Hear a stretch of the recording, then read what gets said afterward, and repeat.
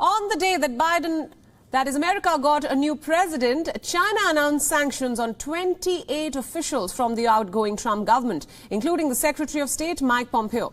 Now, the list includes Mike Pompeo, Peter K. Navarro, Robert C. O'Brien, David R. Stilwell, Matthew Pottinger, Alex M. Azar, Keith J. Cratch and Kelly D.K. Kraft of the Trump administration. The list also includes John Bolton and Steve Bannon. These individuals and their immediate family members are prohibited from entering the mainland China, Hong Kong and Macau. The companies and institutions associated with them are also restricted from doing business with China. The move was a sign of China's anger, especially at an accusation that Secretary of State Mike Pompeo made on his final full day in office, that China had committed genocide against its Uighur Muslims. The Chinese Foreign Ministry announced the sanctions in a statement that appeared on its website around the time that Biden was taking the presidential oath. The Foreign Ministry said that Pompeo and others had planned, promoted and executed a series of crazy moves, gravely interfered in China's internal affairs, undermined China's interests, offended the Chinese people and seriously disrupted China-US relations. While China has imposed sanctions on US lawmakers in the past, targeting former and outgoing US officials is an unusual display of retaliatory tactics. China has repeatedly rejected all accusations of abuse in its Xinjiang region, where a United Nations panel has said that at least 1 million Uighurs and other Muslims had been detained in camps. The Biden administration today reacted to these sanctions, calling them unproductive and cynical.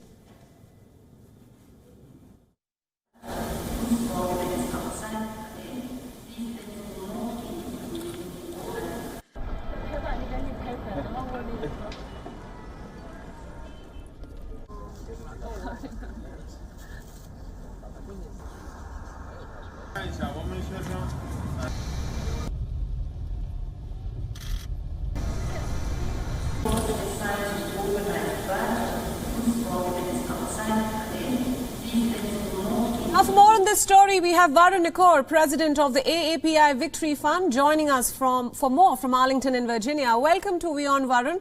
Now, China has slapped sanctions on some of the most high-profile figures in the Trump administration. Can this be viewed as retaliatory? I think we are very early in the process. I think that for us to get too close to any of these issues in just the several hours of the Biden administration might be a bit premature. I think that, we really kind of have to focus on, the most important thing that our country is rather focused on right now, which is, beating back COVID. That's going to be the focus of this administration for at least the first 100 days, if not longer. Right. But what can we say will be the true impact of these sanctions on the tense relations between the U.S. and China already, especially under President Biden? Will we see a continuation of the tough stance against China? I think that for what we know right now, the administration is going to likely, at least in the short run, continue this stance until we sort of have an opportunity to get our people in place. I don't think that the administration wants to project anything, actually one way or another, at least in the short run. Once again, the impacts are primarily domestic. And the consequences, the fact that we have about 4,000 people a day dying, and I think that's going to be the primary focus. Now, President Biden, of course, has reversed some of the most controversial policies of Donald Trump already, be it immigration, staying within the WHO, and, of course, the controversial Paris Climate Accord, along with a mask mandate as well on federal property. So how are all his actions and executive orders being perceived right now by analysts? I think very positively. I think there's a return to sanity, frankly. I think there's a return to following science and seeing how that might impact the domestic situation in terms of COVID.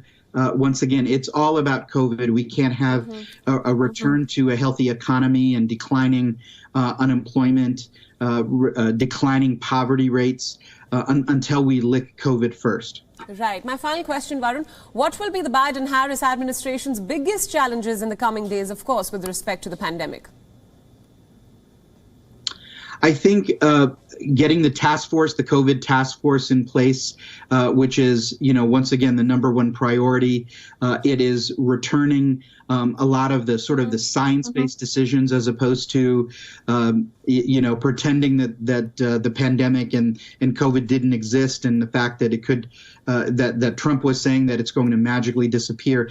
He's repeatedly said these sort of things, and I think right now we're going to come up with the 100-day plan in order to get 100 million shots in the arms of Americans in the first 100 days. That's going to be the priority. Absolutely. Varun, we'll leave it there. Thank you so much for all your inputs, and thank you for joining us on WION. WION World is now available in your country. Download the app now and get all the news updates on the move.